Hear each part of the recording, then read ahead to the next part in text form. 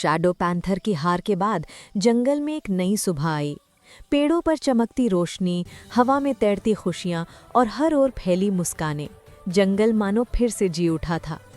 Tiger और बक अब सिर्फ हीरो नहीं थे, वे पूरे जंगल की उम्मीद बन चुके थे। हर दिन वे छोटे जानवरों को बहादुरी, समझदारी और एकता का सबक सिखाते। टाइगर ताकत का पाठ पढ़ाता और बक बुद्धिमानी का। और जंगल पहले से कहीं ज्यादा सुरक्षित और खुशहाल था। लेकिन खुशहाल दिनों के बीच एक रात कुछ अजीब हुआ। आसमान में अचानक एक नीली, तेज चमकती हुई रोशनी दिखाई दी।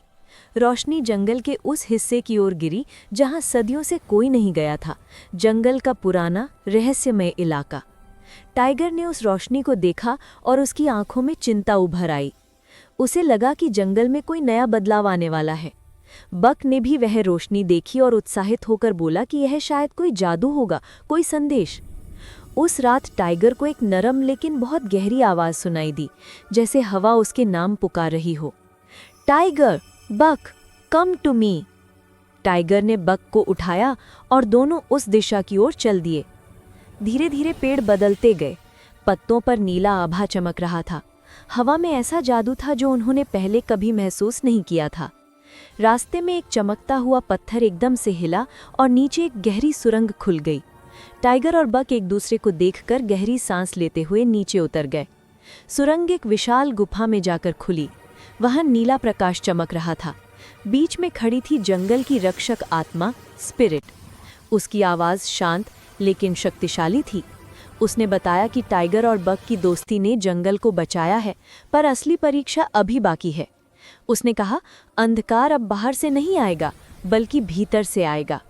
बक हैरानी से पूछ बैठा कि क्या अब कोई और दुश्मन आने वाला है। स्पिरिट ने कहा कि जंगल का जादू असंतुलित हो रहा है और अगर टाइगर और बक साथ नहीं रहे तो अंधकार फिर से लौट आएगा। स्पिरिट ने उन्हें 2 चमकते हुए यूनिटी स्टोन्स दिए, एक टाइगर के लिए, एक बक के लिए। इन पत्थरों में दोस्ती और शक्ति का जादू था। स्टोन्स छूते ही टाइगर की ताकत बढ़ गई और बक की गति और समझदारी कई गुना बढ़ गई। स्पिरिट ने उन्हें जंगल का गार्डियन घोषित कर दिया। लेकिन अचानक गुफा कांपने लगी। स्पिरिट ने चेतावनी दी कि अंधकार फिर जाग रहा है। टाइगर और बक बाहर भागे। जंगल में लौटकर उन्होंने पाया कि कुछ पेड़ अचानक सूख रहे हैं।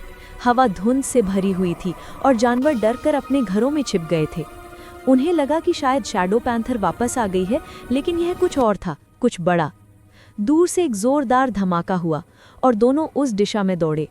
खुले मैदान में एक विशाल क्रिस्टल सर्पेंट खड़ा था, कांच जैसी चमक वाले शरीर के साथ। उसकी आवाज गूंजी, जंगल का जादू मेरा है। टाइगर ने उस पर हमला किया, पर सर्पेंट की रोशनी ने उसे पीछे धकेल दिया। बक ने तेजी से हमला किया, लेकिन जमीन पर उगे क्रिस्टल ने उसका रास्ता रोक दिया। दोनों कमजोर पड़ने लगे। सर्पेंट ने कहा, अगर तुम दोनों अलग हो जाओगे तो तुम्हारी सारी ताकत खत्म हो जाएगी। और तभी उसने जादू से उनके बीच एक क्रिस्टल दीवार खड़ी कर दी। टाइगर ने बक को पुकारा और बक ने उसे भरोसा दिलाया कि वे कभी अलग नहीं होंगे। लेकिन सर्पेंट लगातार इल्यूजन्स बना रहा था। असली टाइगर या बक कौन है, कौन किसे छोड़ रहा है, किस पर भरोसा किया जाए, ये सब उन्हें तोड़ने के लिए था। दोनों का दिल भारी होता जा रहा था। लेकिन तभी उनके यूनिटी स्टोन्स चमक उठे।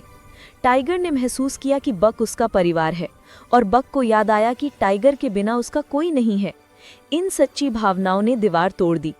टाइगर और बक फिर से साथ आ गए। अब दोनों की आंखों में उसी रोशनी की झलक थी जो स्पिरिट ने उन्हें दी थी।